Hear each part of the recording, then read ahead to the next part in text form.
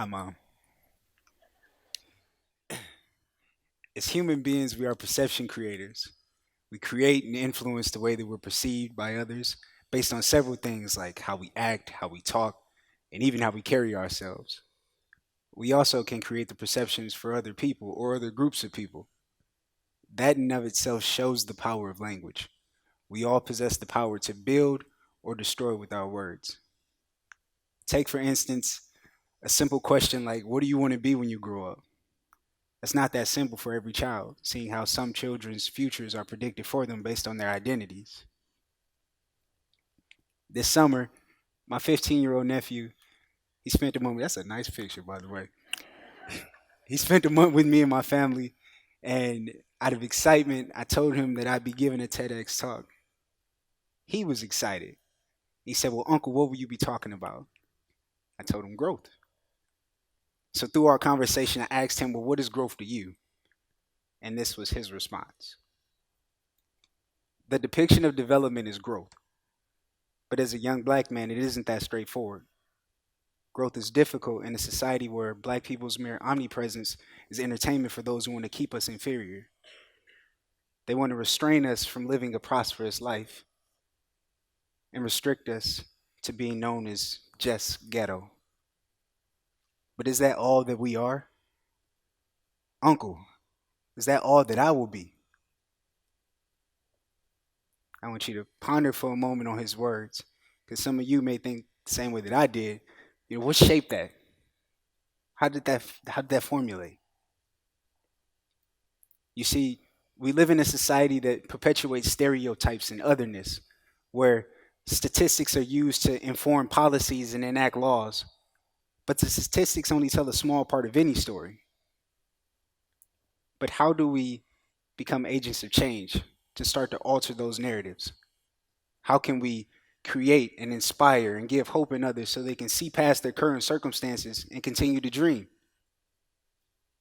I believe that we all possess the ability to create change, and that change starts with our words, but then must be followed by our actions. So, in an effort to create change and to alter the narrative around black and brown young men, in 2014, while living in Ohio, I saw a need in my community and volunteered my time by creating a mentoring academy that focused on identity development and leadership training for college age men of color. The program was called Minority Men Striving to Succeed, or M2S2 for short. Over the course of 9 weeks, once a week for 2 hours, we focus on concepts such as manhood and masculinities, identity development, time management, financial literacy, how to write your resume and build your cover letter. We even hosted an etiquette dinner. But at the core of all of that, we focused on academic preparation. This was the university's first minority male initiative, and as a result, we saw an increase in retention, an increase in GPA, and an increase in sense of belonging for these young men of color.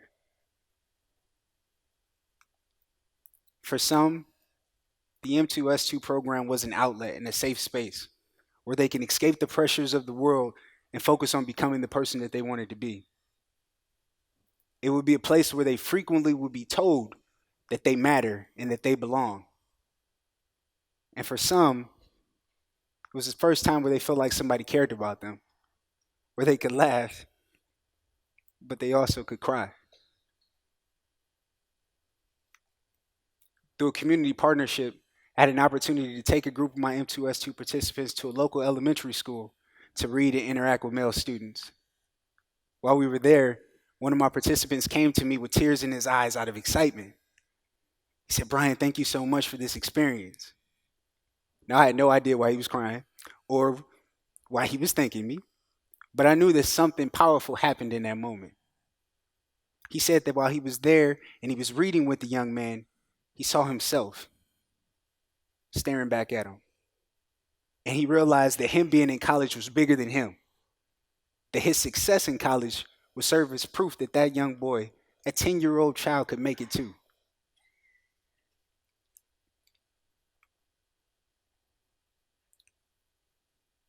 Our words have power and they can create change, but our actions must reflect our words. So in 2016, I moved to Bloomington to work at Indiana University School of Public Health. I knew that I wanted to continue to be involved in my new community, but I didn't know how or if I would even have the time to be able to commit. But seeing the impact that a program like M2S2 had on my institution as well as my community, I knew that I wanted to continue to give back and work with young men to help them grow and develop. As someone who grew up in a single parent household without a father figure, I know full on the importance of having a strong community to reinforce those positive things that are being taught at home as well as in the schools. So to create that change, I had the privilege to take the M2S2 program, bring it to Bloomington, and convert it to fit the needs for 4th through 6th grade young boys. Through the approval of parents and school administrators, the Crimson Leadership Academy was created, or KLA for short. For 1 week, 1 hour, I met with 15 young boys over the course of 10 weeks who were hand selected by school administrators. And we focused on things like improving their communication skills, developing a positive outlook and an attitude on life, as well as ultimately creating a safe space where these young boys could grow, develop, while still being a kid. Now, it's important to me that these young boys see value in what they're doing and that they want to be there. And as a built-in component to the academy, we practice positive affirmations. So each week, I ask every young boy to come to the front and introduce themselves as so. Hello, my name is Brian Richardson Jr. I'm 10 years old. I'm in the 4th grade. I am a leader and I will be successful. Now, some of you may be wondering, you got all them kids to come up and do that? Yes, I did. Okay, thank you. But as you can imagine, some were very hesitant. But around week 3 and week 4, a switch is flipped. To see those same young boys who were hesitant at first, now excited with the opportunity to share who they are and that they are leaders and they will be successful. That's a true joy of mine. To see those same young boys raise their hands, oh, Mr. Richardson, I want to go first. I want to go first. That's pride.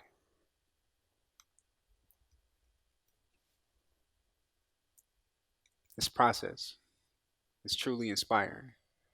And what I realize is when you say something over and over again enough times, you'll start to believe it or you'll fake it. But in this case, they started to believe it. And the people around them started to observe a difference in their behaviors, such as their parents and their teachers, from the way that they would act, how they would talk, and even their approach to class. As a way to give back, as a token of my appreciation for them completing the process, we hold a tie ceremony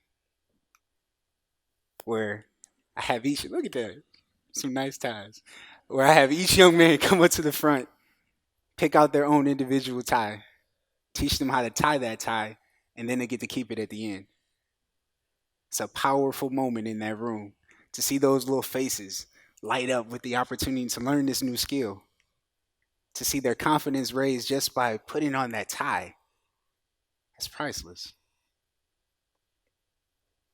You see, every child presents their own backstory, and all of their needs are different. I'd be doing them a disservice if I assumed that because they were the same race or the same gender or from the same neighborhood or because they were in the same grade, that all of their needs would be the same. Wrong. It is critical to find the right approach when meeting with each individual person, finding out what's going to push them to help them be successful in life. We all have to get to that point where we're meeting the individual where they are.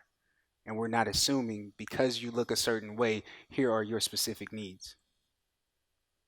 You never know what a person is dealing with in their life and how impactful your words and your actions can be on the outlook of their life moving forward to inspire them and give them hope. So I challenge us all in those moments where we find ourselves making those snap perceptions about the future of a person or what they can bring to the table, that we pause and we think about our words because they can build or they can destroy. Which will yours do? Thank you.